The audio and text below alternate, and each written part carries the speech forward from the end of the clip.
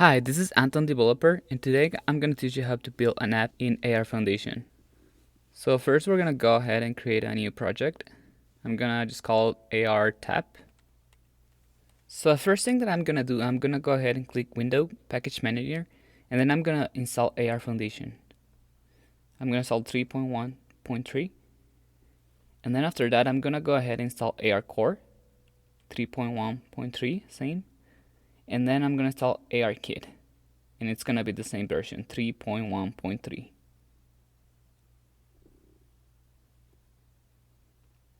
Okay, it's installed, and now I'm going to go ahead and add the components that we need for AR, which is AR Session Origin and AR Session.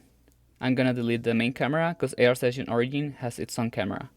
Okay, so now I'm going to go File, Build Settings, and then I'm going to select iOS in my case. If you're using Android, just select Android and switch platform. After that, I'm gonna go ahead and click Player Settings, and then I'm gonna set up the configurations needed for AR. So first, I'm just gonna change the company name. I'm just gonna put Anton Developer, and then I'm gonna go ahead and select ARKit support, and I need to change the minimum iOS version to 11.0, and then the architecture to ARM64. Okay, so that's iOS. Now on Android, what we need to do, first we need to remove bullcam from the graphics APIs, and then we also remove multi-thread rendering, and we're going to change the bundle version to 7.0. And that's it, the configuration is done for Android and iOS. Okay, so now I'm just going to go right click, create folder, and then I'm going to create my scripts folder, right click, create folder, and then create prefabs. I'm going to create my REST folders, and then I'm going to create a material folder, and then I'm just going to create my 3D models folder. This is the way that I like to organize it, and now I'm just going to go and drag my 3D model, my Iron model, I'm going to put in the 3D model folder, and then I'm going to go ahead and drag my positioner image to my REST folder. And now I'm just going to drag and drop my 3D model to the scene, and I'm going to create a prefab out of it. I'm just going to, on the hierarchy, I'm just going to drag my model to my prefab folder, and it creates a prefab for it. I'm going to create a new object. It's going to be 3D object, and we're going to select quad. Then we're going to go to our materials folder, and we're going to right click, create new material. I'm just going to call it position indicator. And then we're going to go to our inspector, and I'm just going to change the shader from standard to unlit and transparent. Now we go to a REST folder and grab our indicator image and just drag and drop it on the texture on the right on the inspector. I'm just going to change the gizmos real quick because it's really annoying and it's big and I cannot really see the quad. So now I'm just going to go to my materials, drag and drop the materials into the quad, and I'm going to change the name of the quad real quick, positioner indicator quad. And then I'm going to drag and drop my object into the prefabs, and we can delete it because we don't need it there for now. Okay, so now we'll go to a scripts folder. We do right click, create new script, and we're gonna name our script place object on place. We open the file. We delete start because we don't need it. And then we're gonna go ahead and import the libraries that we need to use augmented reality, which is Unity Engine.xr, Docs ARFoundation, and Unity XR.AR subsystems. So now we're gonna go ahead and create the variables that we need. First, we need an array cast manager. I'm just gonna call array cast manager, and then I'm gonna declare a pose which contains information about position and rotation. After that, I'm gonna declare a bool to check if the placement pose is valid, and then we're gonna go ahead and declare a new game object for the position indicator, and then our game object for the prefab to place.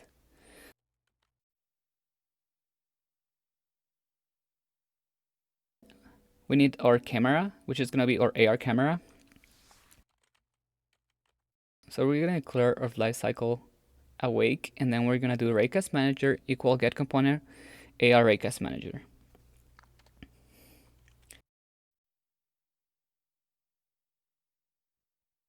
After that, we're going to go ahead and declare a method update placement pose. So this method, it's the one that is going to show our position indicator when it detects a plane on the screen. First, we're gonna get our screen center point of our camera. So we're gonna get our AR camera and then our viewport to screen point, and then we're gonna get the center of it, which is new vector 3 0.5 float and 0.5 float. Now we're going to declare our variable hits, which is going to be new list, AR raycast hits, and then we're going to do our raycast. So we're going to do raycast manager.raycast screens entered, comma hits, comma trackable type dot all. So we're going to track all the plane.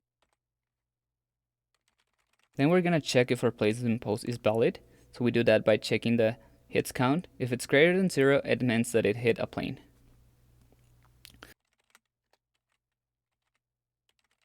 So if placement post is valid, then we're going to do placement post equals at hits 0.pose.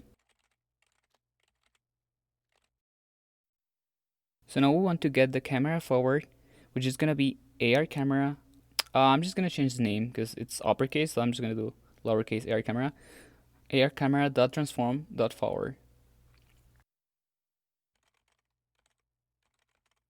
And I'm going to get the camera bearing by doing new vector 3, camera forward dot x, 0 and y, and camera forward dot z. By doing normalize, it means that the y-axis it's in a perfect 90 angle degrees. So now I'm just going to change the rotation of the post by doing placement post dot rotations. It equals quaternion dot look rotation, and then I'm going to pass my camera bearing. After that, I'm going to set active my position indicator.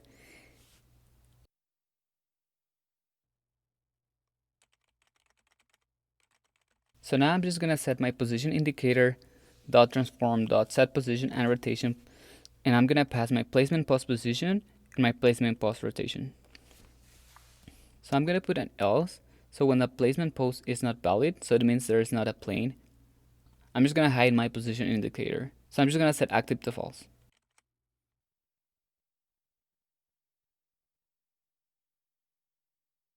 Okay, so that's our first step. So now the position indicator is going to appear on any plane. Now we're going to go to do our second step, which is place the object. I'm just going to declare a method place object. And inside this method, I'm just going to instantiate a prefab to place. And I'm going to put the placement post position and the placement post rotation. So now we'll go ahead on our update method. And then we're going to check first if the placement post is valid. And then we're going to check if the user tapped the screen by doing input.touch count greater than 0. So that means it touched the screen. Then we do input get touch 0 dot face equals touch face dot begin. So that means that the user touched the screen. And when this happens, we're going to place our object. And that's what we need to make our AR object to appear on the real world. So now we just need the final steps. So I'm going to go to my prefabs folder. I'm going to select Iron Man, and I'm just going to change the scale. And I change to 0.25 in X, 0.25 in Y, and 0.25 in Z. Now I'm going to go to my hierarchy, and I'm going to create an empty.